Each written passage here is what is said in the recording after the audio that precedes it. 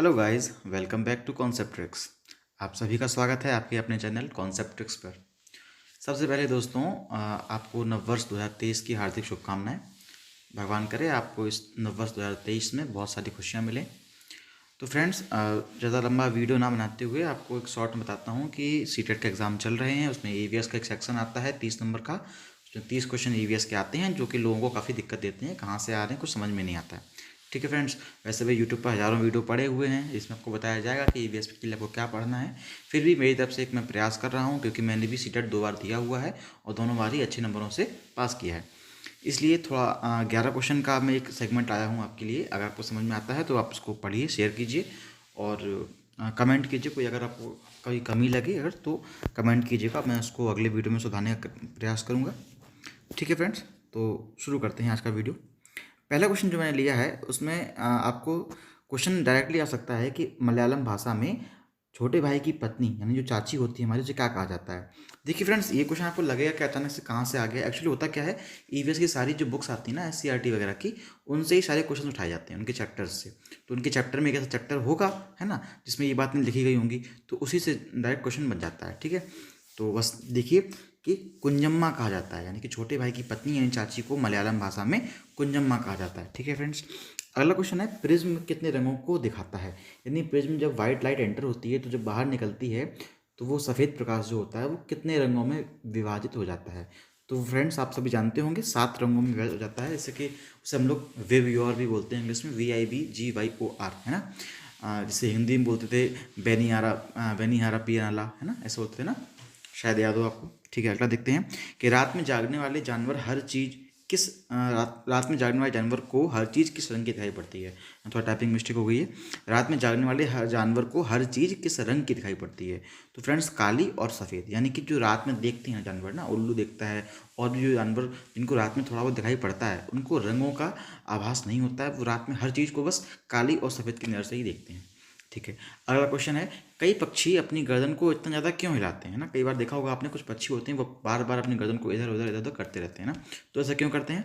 क्योंकि उनकी आँखों की जो पुतली होती है वो स्थिर होती है, यानी कि वो हम लोगों की पुतलियों की तरह मूव नहीं कर सकती।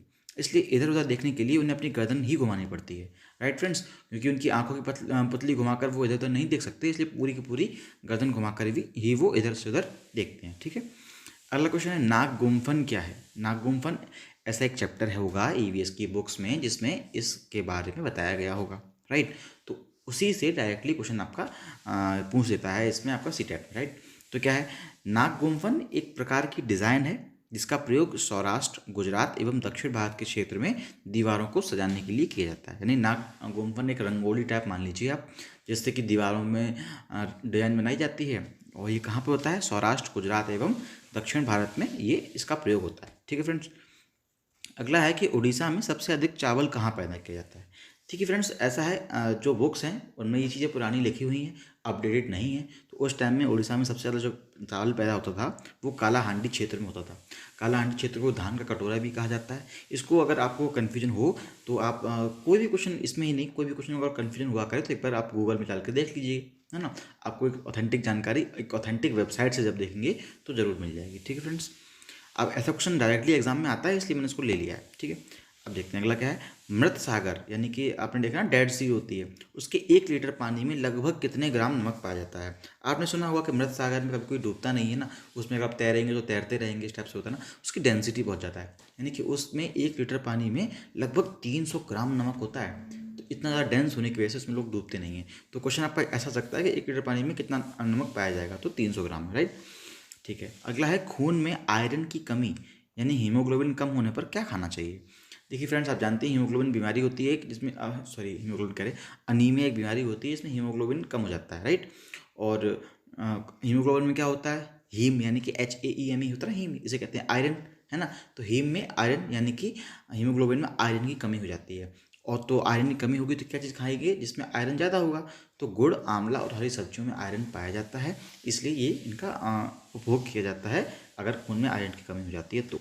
ठीक है फ्रेंड्स, अगला है रोनाल्डो रोज को दिसंबर 1902 में किस क्षेत्र में नोबेल पुरस्कार मिला था। अब देखिए रोनाल्डो रोज, वैसे आपको पता होगा, अगर मैं इनका नाम ना लिखाऊं और मैं आपको बता दूं कि मलेरिया की खोज किसने की थी तो तुरंत कहेंगे रोनाल्डो रोज ने की थी। मलेरिया के परजीवी की खोज, है ना।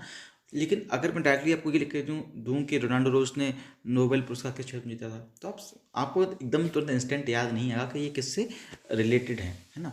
तो ऐसे क्वेश्चन आ सकता है एग्जाम में, तो आप उसको पढ़िएगा कि रोनाल्डो रोज जो है चिकित्सा के क्षेत्र में इनको नोबेल मिला था दिसंबर 1902 में, क्योंकि उन्होंने मलेरिया के परजीवी की खोज की थी, राइट।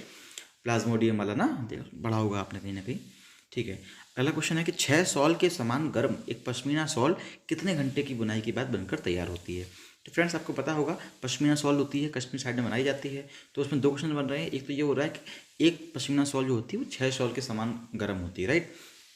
और ये कितने घंटे की बुनाई के बाद बनकर तैयार हो जाती है, तो एक बुनकर द्वारा अगर 250 घंटे लगातार बुना जाए तो तब एक जाकर एक शॉल तैयार होती है, पश्मीना शॉल, ठीक है। इस पर एक बार इसको देख लीजिएगा आप।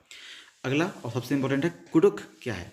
तो एक्चुअली फ्रेंड्स कुडुक 3 चीज़ों के नाम है, मतलब कुडुक एक समुदाय का नाम भी है, जो समुदाय एक है, समुदाय मतलब कम्युनिटी टाइप में, ठीक है ना।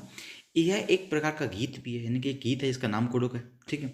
और ये झारखंड की एक भाषा भी है, यानी कि कुडुक 3 चीज़ों को कहा जाता है, एक समुदाय का नाम है, एक गीत का नाम भी कुडुक है, और एक झारखंड की भाषा है उसका नाम भी क्या है, कुडुक है।